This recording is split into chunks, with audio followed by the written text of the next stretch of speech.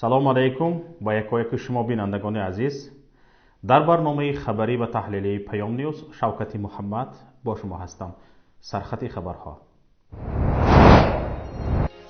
ҳомиёни ҳуқуқ бо Заид Саидов вохӯрданд ё вонахӯрданд? таъкиди Созмони Милали Муттаҳид бар таваҷҷӯҳ ба ҳуқуқи башар дар Тоҷикистон.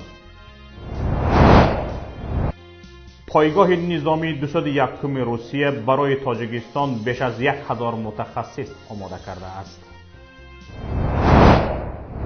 дафтари матбуотии Эътилофи созмонҳои зидди шиканҷа ва беҷазоӣ рӯзи 29 июл бо нашри як гузориш эълон кард, ки беш аз як моҳ пештар, аниқтараш рӯзи 26 июн бо Заид Саидов, вазири собиқи саноат ва поягузори ҳизби номнависнашудаи Тоҷикистони нав, дар зиндони маъруф ба Кирпичнӣ вохӯрӣ сурат гирифтааст.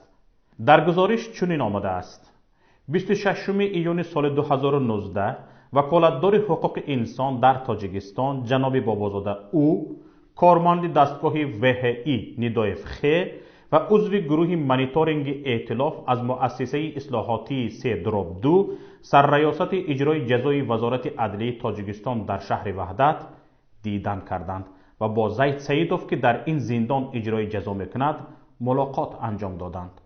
вохӯрӣ дар ҳуҷра барои мулоқотҳои дарозмуддат ва бе ширкати кормандони муассисаи ислоҳотӣ сурат гирифт. дар ҳуҷра камераи назоратӣ мушоҳида нашуд. мушоҳида мушкили саломатиро нишон надод. озод роҳ мегашт, бемушкил менишаст, бо итминон рафтор мекард. нишонаҳои зоҳирии зӯроварӣ, ҷароҳат, кабудии бадан дида нашуд. зимни мусоҳиба Заид Саидов қайд кард, ки шикояти махсусе аз саломатиаш надорад. танҳо узви ҳозимааш мушкил дорад, ки бо ин сабаб парҳези хӯрокӣ мекунад. хабар дар бораи маҷрӯҳ шуданаш ҳангоми исьёнро тасдиқ накард ва ишора намуд, ки вақте исьён оғоз шуд, ӯ тасмим дошт бихобад ва ба тарафи ҳуҷрааш рафт, ки ин замон ба наздаш маҳбуси дигар омад ва ӯро аз онҷо бурд.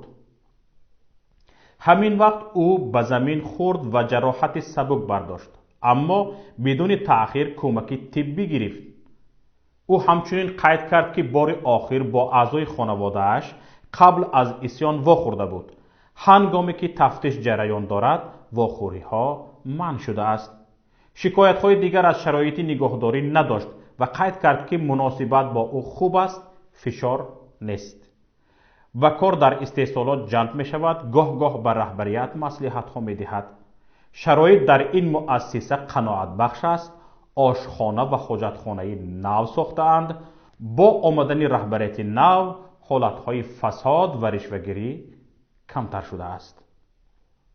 бинандагони азиз, то ин ҷо шумо гузориши Эътилофи зидди шиканҷа ва беҷазоиро шунидед. ин ҷо ҳамин гузориш чанд саолро халқ кардааст, ки ба он бояд ваколатдори ҳуқуқи инсон, Эътилофи зидди шиканҷа ва додситонӣ посух гӯянд. бо умеди ин ки онҳо барои равшантар шудани масъала ба ин суолҳо посух мегӯянд, мо онро матраҳ мекунем. якум, қазияи Заид Саидовро ҷомеа бо диққат пайгирӣ мекунад. чаро хабари ин вохӯрии муҳим баъди бештар аз як моҳ расонӣ шуд? дуюм, ин вохӯрӣ барои ваколатдори ҳуқуқи инсон низ ҷузъи фаъолиятҳои бисёр муҳим аст. чаро ӯ дар ин бора хабар надод? сеюм, ин вохӯрӣ қабл аз нишасти Кумитаи ҳуқуқи башари Созмони Милали Муттаҳид баргузор шудааст, яъне 26 июн. нишасти Созмони Милали Муттаҳид дар Женева санаи 2 июл шуда гузашта буд. санаҳои 2 ва 3 июл. дар нишасти кумита яке аз суолҳои асосӣ шиканҷа дар зиндон, аз ҷумла шиканҷаи Заид Саидов буд. чаро дар он ҷо аз ин вохӯрӣ гузориш дода нашуд, дар ҳоле ки метавонист холи мусбат ба Тоҷикистон оварад? чорум, дар гузориш омадааст, ҳамин вақт ӯ ба замин хӯрд ва ҷароҳати сабук бардошт, аммо бидуни таъхир кӯмаки тиббӣ гирифт. чӣ гуна дар зиндоне ки исьён ҷараён дорад و سپس دهها نفر از سلاح‌های گوناگون زخمی شدند. زید سیدوف جراحت سبک برداشته بدون تأخیر کمک طبی گرفته میتواند. پنجم، چرا وکالتداری حقوق انسان در نشست مطبوعاتیش که روز 18 ایول برگزار گشت حرف درباره این مسئله مهم نزد؟ یعنی درباره واخوری سازمان ائتلاف و ضد شکنجه با زید سیدوف چرا حرف نگفت؟ ششم، چرا دادستان کل یوسف رحمان که چندین سوال درباره شکنجه، وضع زندانیان، آشوب زندانها و دیگر موضوعهای به این دخلدار هم در نشست ژنو و هم در نشست مطبوعاتی نهاد در دوشنبه وارد شد هیچ اشاره به این واخوری نکرد؟ امیدواریم این سه نهاد به سوالهای مطرح شده پاسخ خواهند گفت. در همین حال سوال دیگری وجود دارد که شرح حد اقل امبودسمن و دادستانی کل را طلب می کند. طبق معلومات منبع معتمد پیام، زید سیدوف حد اقل از 2 جای سرش زخم برداشته تا حال اثر آن زخمها باقی است. اصلا من به واقعیت داشتن آن که ائتلاف ضد شکنجه و بی‌جزایی از زندانی وعده دیدن کرده است باور ندارم. این یک دروغ نوبتی مقامات است در شرایطی که سازمان‌های حقوق انسان از تاجیکستان طلب کردند که نسبت آن آشوبایی که در زندان رخ دادن شفافیت نگاه داشته شود و به مردم واقعیت رسانده شود. در چنین وضع اینا یک دروغ نوبتی رو پیش گرفتن که توانستن که از زندان‌ها دیدن کنن و با زندانیان واخورن و چون امروز توجه سازمان ملل متحد و آزاد کردن زید سیدوف بیگناه برآوردن اون نگرانیده شده است، اینا محض هدف رو زید سید قرار دادن و اصلا اون دلایلی که اینا در نسبت اون که وضع سلامتی زید سیدوف در زندان خوب است و فشار نسبت او دیده نمی شود، اینا هم یک دلایلی پیشنهاد کردن که خیلی دلایلی خنده‌آور هستند و به این دلایل هیچ کس باورم کرده نمیتواند که در چنین شرایطی که در تاجیکستان وضع زندان خیلی خراب است، وضع زید سیدوف در زندان خیلی خوب است. یک 6 سال میشد که زید سیدوف در زندان است و طول این 6 سال هر باری که نزدیکان زید سیدوف به دیداربینیش میرفتن از اون شکایت میکرد که وضع سلامتیش خوب نیست و معده‌اش درد میکند و شاید این دلیلی که امروز این ائتلاف پیشنهاد کرد از رسانه ها این دلیل رو گرفته است که زید سیدوف بیمار است و اشاره به اون کرده است. در اصل باشد من فکر میکنم که اصلا این ائتلاف از زندان دیدن نکرده است و این دروغ نوبتی ایشان است. در اینجا سوالی هم برمیاد و چون امروز مردم به ائتلاف باور ندارن و خود ائتلاف هم میدوند که باوری مردم رو در تاجیکستان سزاوار نیست، چرا از دیدن کردن خود در این زندان یگان نواری رو یا ثبت رو به رسانه پیشنهاد نکرد؟ این مسئله تنها زمانی روشن می شود که به نمایندگان سازمان‌های بین المللی برای وارد شدن به زندان 3-2 وحدت اجازه دهند. نظرفریبی در آمار در حکومت تاجیکستان به یک عنعنه تبدیل شده است. رئیس ولایت ختلان حکیمزاده قربان اعلان کرد در نیم ساله اول سال 2019 در این ولایت 18934 جایهای نوی کاری و برقرار شده تأسیس داده شد. از جمله از حساب شخصان حقوقی 4054 جای کاری و از حساب شخصان واقعی 14880 جای کاری تأسیس داده شده است. در این باره حکیمزاده دیروز 30 ایول در نشست مطبوعاتیش گزارش داد. رئیس ولایت قید کرد که در 6 ماه سال 2019 در ولایت 172 یارمارکه جایهای کاری خالی گذرانیده شده اند که 61% نقشه سالانه را تشکیل داده. از این حساب 2122 نفر شهروند بیکار با جای کار تامین گردیده، در عموم 4674 نفر شهروند با شغل فرا گرفته شده اند. طبق گزارش حکیمزاده در ولایت ختلان برای فراهم آوردن شرایط مساعد کسب آموزی به بیکاران تأسیس کورس‌های تیاری و بازآموزی کسب‌های گوناگون زیاده از 4755 نفر شهروند بیکار جلب گردیده کسب می‌آموزند. اینجا چند سوال به میان می‌آید. آیا شما مسئولین حکومت بار هم گزارش‌های یکدیگر را مانیتورینگ می‌کنید؟ چرا آمارهای نهایت‌های گوناگون حکومت تاجیکستان مغایر همدیگرند؟ مگر وزارت‌ها و نهادهای مرکزی از روی حسابات و آمار منطقه‌ها گزارش نمی‌دهند؟ ببینید، وزیر صنعت و تکنولوژی نوی تاجیکستان زراب‌الدین فیض‌الله زاده در نشست خبریش گفت که در تمام جمهوری 146 کارخانه نو افتتاح شده اند که 1800 نفر را به جای کار تامین نمودند. اما رئیس ولایت ختلان حکیمزاده قربان اعلان کرد در نیم ساله اول سال 2019 تنها در ولایت ختلان 18934 جایهای نوی کاری تأسیس داده شد.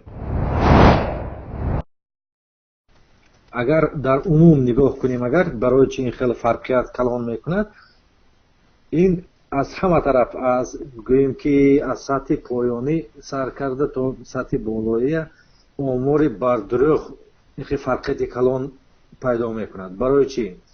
1800 نفر گجا و 18000 نفری که رئیس ولایت گفته است فرقیتش چند مراتبه است، 10 مراتبه فرقیت میکند.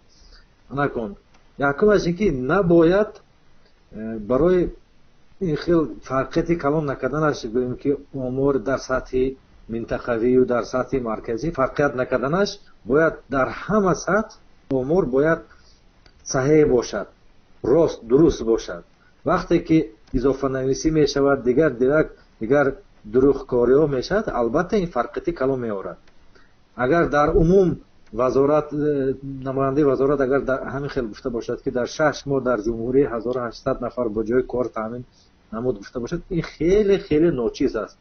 در زمان حاضر 1800 نفر این یک کارخانه میانه است، با کار درآمد یک کارخانه است. انکتون وقتی که در همه سطح گوییم که کمیته امور دیگه در همه سطح، در سطح ناحیه ها، در سطح ولایت، در سطح جمهوری کار خود را تازه اجرا میکند، وقتی پورا درست آمار ترتیب میتند، هیچ وقت این خیل فرقیت کلان نباید پیدا شود. همین چیزی که میگن در آمار، من ناظر تاجیکستان فراموش کردم، статистическая погрешность میگد، این چیز نباید کلان باشد. این همین در 0.1-0.2% تا 0.5% من فکر بنده باید همین خیلی باشد. چیزی که گوییم فرقیت باشد، فرقیتی چند مراتبه. این البته یا یگان خطاگی است در امور، یا این اضافه نویسی در منطقه ها می باشد. میخواهم اینجا یک چیز را قید کنم که دیگر وقت نظرفریبی گذشته است. میباید با درک مسئولیت و شناخت طلبات زمان معاصر بدون کوشش نظرفریبی خدمت دولتی را به راه ماند. دیگر وقت مردم فریبی، باز هم تکرار میکنم که گذشته است. کمیته حقوق بشری سازمان ملل متحد در تازه‌ترین درخواست خود نسبت سرنوشت زندانیان سیاسی زید سیدوف، محمد علی حید و رحمت الله رجب اظهار نگرانی کرده بر توجه حکومت تاجیکستان به حفظ حقوق احزاب سیاسی، جامعه شهروندی و مبارزه با فساد مالی تاکید کرده است. این و دیگر خبر و گزارش ها را از همکارمان صفیه بشنوید. سازمان ملل متحد در تازه‌ترین درخواست خود از تاجیکستان بر توجه حکومت این کشور به حفظ حقوق احزاب سیاسی، جامعه شهروندی و مبارزه با فساد مالی تاکید کرده است. کمیته حقوق بشری سازمان ملل متحد با انتشار گزارش 12 صفحه‌ای از اوضاع تاجیکستان اعلام کرده است که برنامه‌های حکومت تاجیکستان ضد فساد مالی با معیارهای بین‌المللی مطابق نیست. در ادامه این سند و موردهای از پایمال شدن حقوق برخی زندانیان، رسانه‌های خبری و گروه‌های دینی جامعه تاجیکستان اشاره شده بر ضرورت اصلاح این موارد تاکید شده است. گزارش کمیته حقوق بشری سازمان ملل متحد در مورد سرنوشت زندانیان سیاسی زید سعیدов، محمد علی حید و رحمت الله رجب اظهار نگرانی کرده است.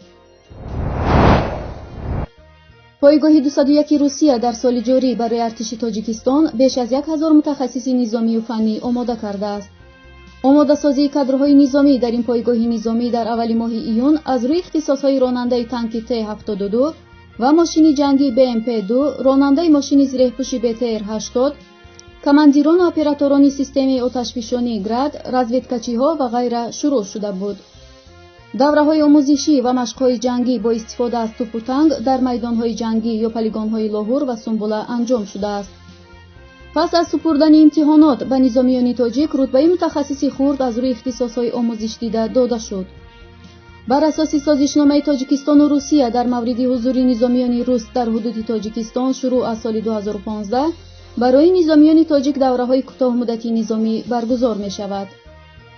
پایگاه 201 روسیه در تاجیکستان بزرگترین پایگاه نظامی این کشور در جهان بوده و در شهرهای دوشنبه و باختر جای گرفته است. طبق سازشنامه روسیه و تاجیکستان تا سال 2042 باقی خواهد ماند.